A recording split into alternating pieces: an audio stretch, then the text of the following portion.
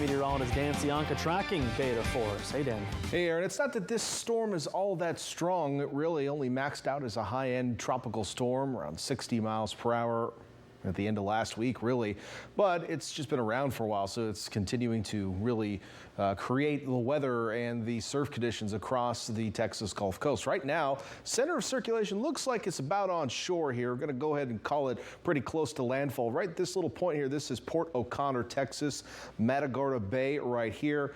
And you've got the Houston, Galveston metro area off to the north right there, and Corpus Christi off to the south. So somewhat of a smaller system in stature, but heavy rain certainly a possibility all along the Texas Gulf Coast, especially as you head up toward Houston. Right now, still a very low-end tropical storm, 40 miles per hour. The wind won't be the story with this storm. It will be the rain here across southeast Texas over the next couple of days. This storm slowly just kind of meanders along the coast as a tropical depression tomorrow and eventually up into the Mississippi Valley. But again, heavy rain expected across southeast Texas. We'd take some of that rain here on the west coast. A couple weather systems, one right here. You can detect this area of clouds clipping northern California, bringing some light rain at least to the Pacific Northwest. A better organized system back here will have some impacts on the coast later on this week. So we have a couple systems moving by. We're getting into that season where we're not sitting under a blocked up ridge of high pressure for a month straight. You know, the flow gets a little more progressive. Weather systems pass by, and eventually in a month or so they'll get deep enough or south enough that they'll start bringing their rains to here on the central coast. We're all looking forward to that, as that usually puts an end to fire season if we don't see one of those long-lasting ridges later in the season. So we'll hope for that.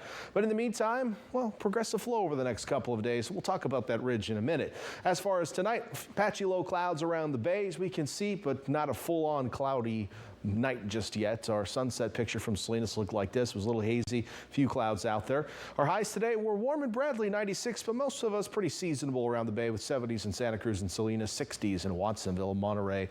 Cool spot was Pebble Beach at 62. And out there tonight, air quality not bad, good for most locations and moderate in the Salinas Valley. And as long as we have those onshore winds like we will tomorrow, our SMOKECAST showing fairly clear conditions here around the bay and really for many of our inland locations as well, as those westerly winds start to push that smoke farther to the east. Now we'll wake up to some patchy fog and low clouds tomorrow morning around the bay, and in similar situation to what we saw today, a few of those clouds may linger on the south and east sides of the bay as we head through the afternoon. And temperatures really should be pretty I would say similar to what we saw today. Maybe a couple of degrees warmer in some locations like Santa Cruz.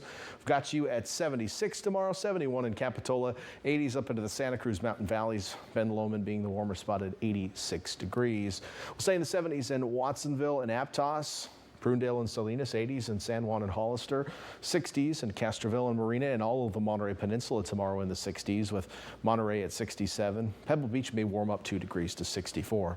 And then farther south, we'll stay in the 70s in Carmel Valley and Big Sur, 70s through Soledad, 80s through King City, and then some 90s in our southern valleys tomorrow afternoon.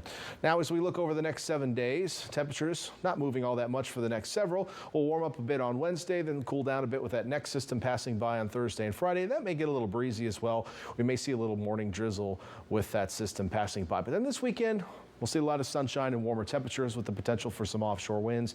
And again, that may increase our fire danger. Those temperatures may be a little bit notable inland, and as we have highs back in the 90s, closing in on the triple digits for widespread locations. So lots of heat as we head into the weekend. Until then, much more seasonable weather. And by the way, in case you missed it, fall begins, Aaron, tomorrow morning, 6:31 a.m. Still not sure we had a summer. Definitely did not.